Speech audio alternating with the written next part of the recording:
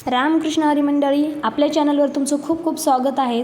आज आपण नवीन आणि वेगळा विषय घेऊन येणार आहे, ते म्हणजे तुळशीच्या माळेचे महत्त्व। तुळशीची माळ हे आपण गळ्यात धारण करत असतो, तशी ही जपासाठीही सुद्धा वापरली जाते।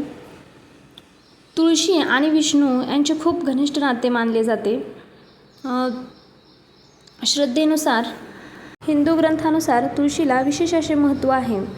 तुळशी ही भगवान विष्णूला अत्यंत प्रिय आहे, त्यामुळे तिला विष्णुप्रिया असे म्हणतात। अशी श्रद्धा आहे की जर विष्णूच्या पूजेमध्ये जर तुळशीपत्र नसेल तर विष्णूला ती पूजा अपूर्णच राहते, किंवा नैवेद्यात सुद्धा तुळशीपत्र हे लागते, नाहीतर नैवेद्य हा अपूर्णच राहतो।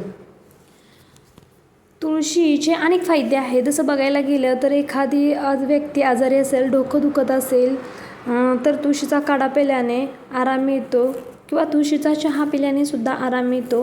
हिंदू ग्रंथानुसार तुळशीला अत्यंत विशेष महत्त्व आहे।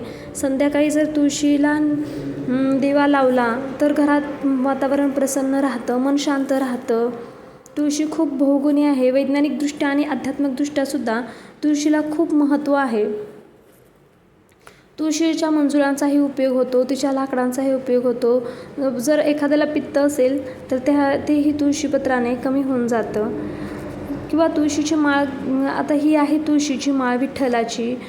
विठ्ठलाला विष्णूंना म्हणजे खूप प्रिय आहे ही तुळशीची माळ। ही माळ जर गळ्यात घातल्याने सकारात्मकता वाढते, मन एकाग्र आणि शांत राहते। मग तुळशीची माळ घातल्याने खूप मनाला प्रसन्न वाटते। म्हणूनच खूप भक्त हे तुळशीची माळ गळ्यात धारण करतात। हे भगवान विष्णूचे भक्ती आणि समर्पणाचे प्रतीक मानले जाते। तुळशीची माळ तुम्हाला जर हवी असेल तर ती पंढरपूर या पवित्र ठिकाणी सहज मिळून उपलब्ध होऊन जाते। खूप छान छान अशा प्रकारच्या असतात, बारीक मोठ्या या प्रकारच्याही असू शकतात। जशी तुम्हाला आवडेल तुम्ही तशी घेऊ शकता। गळ्यात तुळशीची माळ असणे म्हणजे श्रीहरीच्या चरणी जीवन अर्पण केलेले जीवन असणे होय।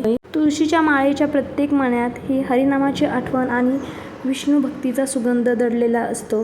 जर तुम्हाला हा व्हिडिओ आवडला असेल तर माझ्या चॅनलला नक्की सबस्क्राईब करा, लाईक करा, शेअर करा, आणि असेच नवनवीन व्हिडिओ पाहण्यासाठी या चॅनलवर पुन्हा या आणि व्हिडिओ पहा। धन्यवाद।